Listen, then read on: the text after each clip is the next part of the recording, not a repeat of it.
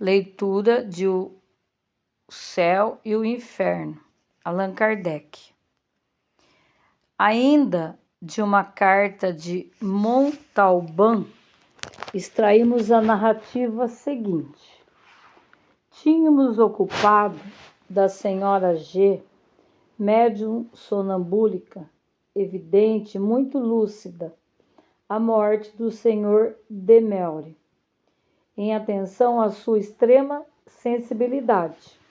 Sem dúvida, secundando o nosso intuito, o bom médico também evitou manifestar-se-lhe. A 10 de fevereiro, reunimos-nos a convite dos guias que diziam querer aliviar a senhora G de uma luxação em consequência da qual muito sofria desde a véspera. Nada mais sabíamos e longe estávamos de pensar na surpresa que nos aguardava. Logo que essa senhora caiu em estado sonambúlico, começou a soltar gritos lancinantes, mostrando o pé. Eis o que se passava. A senhora G via um espírito curvado a seus pés, com a fisionomia oculta, a fazer-lhes fricções e massagens, exercendo de vez em quando uma tração longitudinal sobre a parte luxada, exatamente como faria qualquer médico. A operação era tão dolorosa que a paciente vociferava, empregando movimentos desordenados. No entanto, a crise não foi longa e, ao fim de uns 10 minutos, desaparecia a inflamação e os traços da luxação, retomando o pé à sua aparência normal. A senhora G estava curada.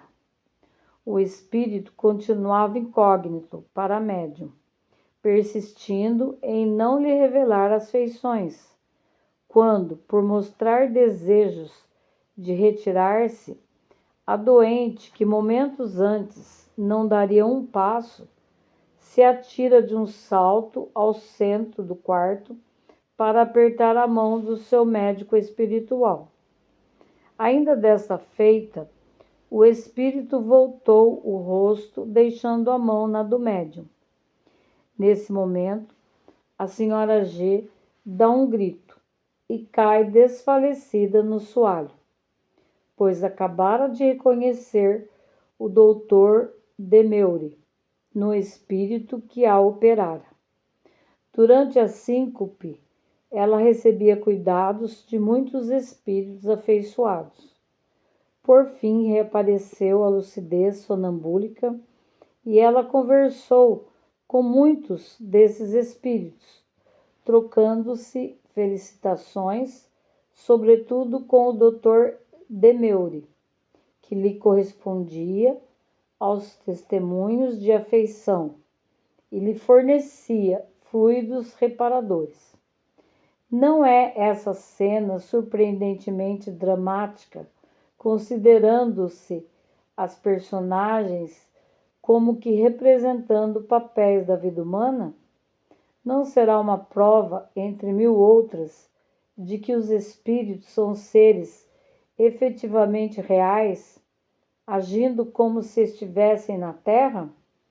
Somos felizes por ver no amigo espírito o mesmo coração bondoso do médico solícito e abnegado que foi neste mundo. Ele fora durante a vida o médico da médium e, conhecendo a sua extrema sensibilidade, poupou-a tanto quanto se fora seu próprio filho. Esta prova de identidade conferida aos que o espírito prezava é admirável e de molde a fazer encarar a vida futura como por um prisma mais consolador. Nota: a situação espiritual do Dr. Demelry é justamente aquela que se pode antever na sua vida tão digna quanto utilmente empregada. Mas dessas comunicações resulta ainda outro fato não menos instrutivos, o da atividade que ele emprega quase imediatamente após a morte, no sentido de tornar-se prestimoso.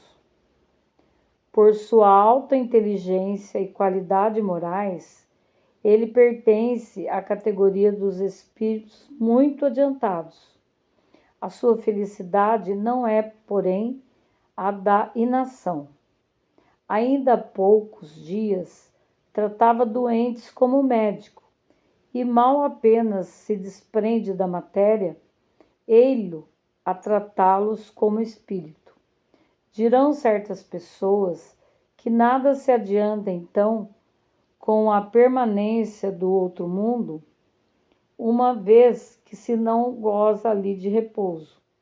É o caso de lhes perguntarmos se é nada o nada termos mais cuidados, necessidades, moléstias, podermos livre e sem fadigas percorrer o espaço com a rapidez do pensamento, ver os que nos são sempre caros e a toda hora, por mais distantes que de nós se achem.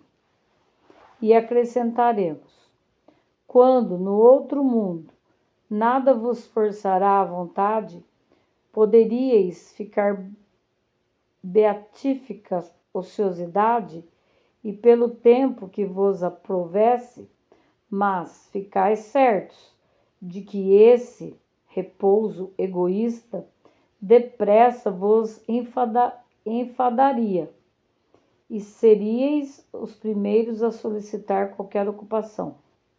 Então, se vos diria que a ociosidade vos enfada, deveis vós mesmos procurar alguma coisa para fazer, visto não